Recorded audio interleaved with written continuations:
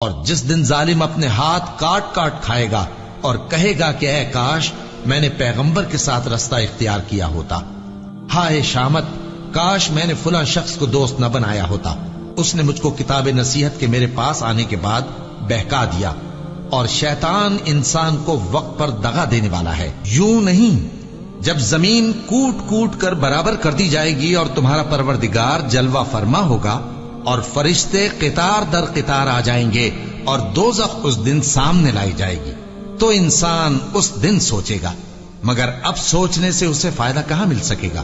کہے گا کاش میں نے اپنی اس زندگی کے لیے کچھ آگے بھیجا ہوتا، تو اس دن نہ کوئی اللہ کے عذاب کی طرح کا عذاب دے گا اور نہ کوئی اس کے جکڑنے کی طرح جکڑے گا۔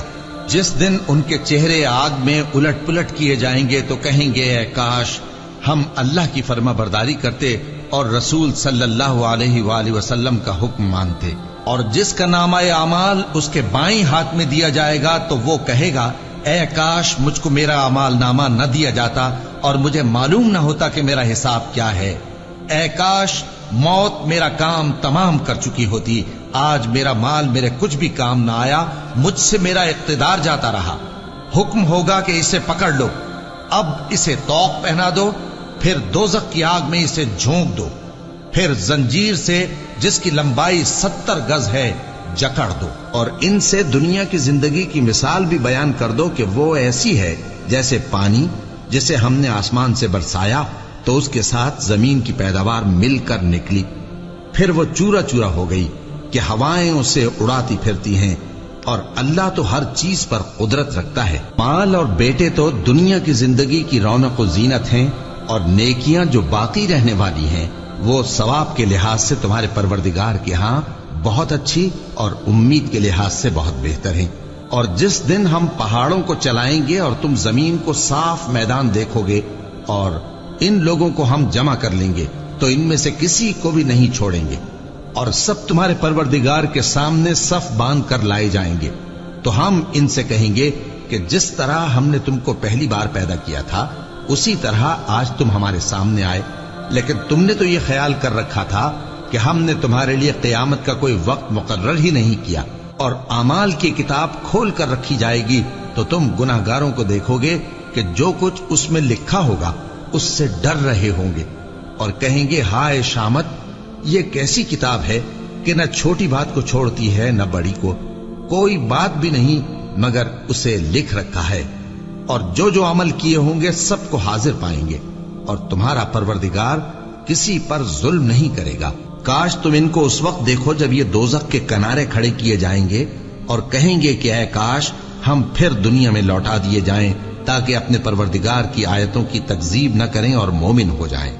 ہاں یہ جو کچھ پہلے چھپایا کرتے تھے آج ان پر ظاہر ہو گیا ہے، اور اگر یہ دنیا میں لوٹائے بھی جائیں تو جن کاموں سے ان کو منع کیا گیا تھا وہی پھر کرنے لگے۔ کچھ شک نہیں کہ یہ جھوٹے ہیں اور کہتے ہیں کہ ہماری جو دنیا کی زندگی ہے بس یہی زندگی ہے اور ہم مرنے کے بعد پھر زندہ نہیں کیے جائیں گے۔ اور کاش تم ان کو اس وقت دیکھو جب یہ اپنے پروردگار کے سامنے کھڑے کیے جائیں گے، وہ فرمائے گا کیا یہ دوبارہ زندہ ہونا برحق نہیں؟ تو کہیں گے کیوں نہیں، ہمارے پروردگار کی قسم بالکل برحق ہے۔ اللہ فرمائے گا اب کفر کے بدلے جو دنیا میں کرتے تھے عذاب کے مزے چکھو۔ جن لوگوں نے اللہ کے روبرو حاضر ہونے کو جھوٹ سمجھا وہ گھاٹے میں آ گئے، یہاں تک کہ جب ان پر قیامت ناگہاں آ موجود ہوگی تو بول اٹھیں گے کہ ہائے اس کوتاہی پر افسوس ہے جو ہم نے قیامت کے بارے میں کی، اور وہ اپنے اعمال کے بوجھ اپنی پیٹھوں پر اٹھائے ہوئے ہوں گے، دیکھو جو بوجھ یہ اٹھا رہے ہیں بہت برا ہے۔ اور دنیا کی زندگی تو ایک کھیل اور مشغلہ ہے، اور بہت اچھا گھر تو آخرت کا گھر ہے، یعنی ان کے لیے جو اللہ سے ڈرتے ہیں۔ کیا تم سمجھتے نہیں؟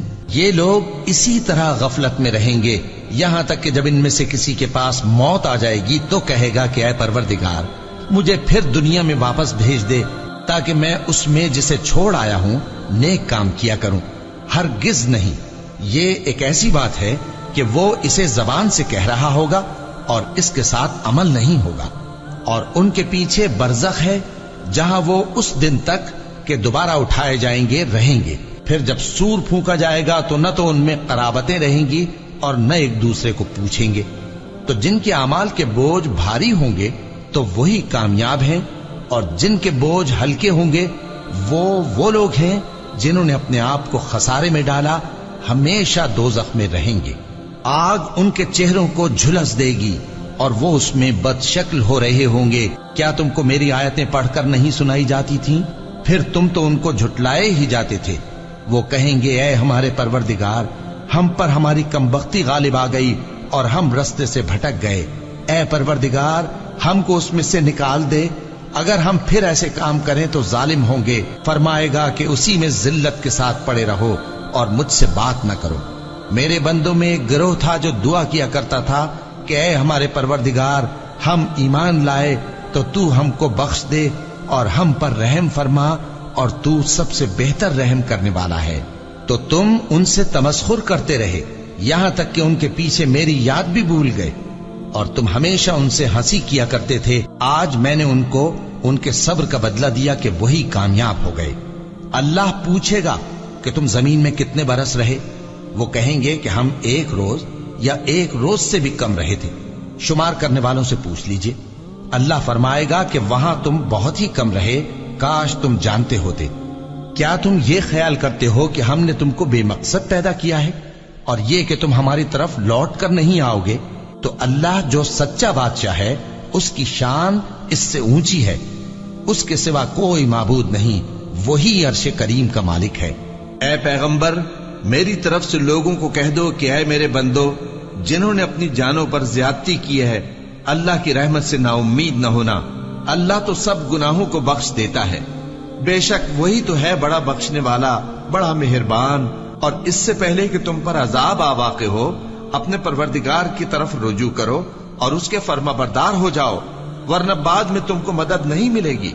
اور اس سے پہلے کہ تم پر ناگہاں عذاب آ جائے اور تم کو خبر بھی نہ ہو، اس نہایت اچھی کتاب کی جو تمہارے پروردگار کی طرف سے تمہاری جانب نازل ہوئی ہے پیروی کرو۔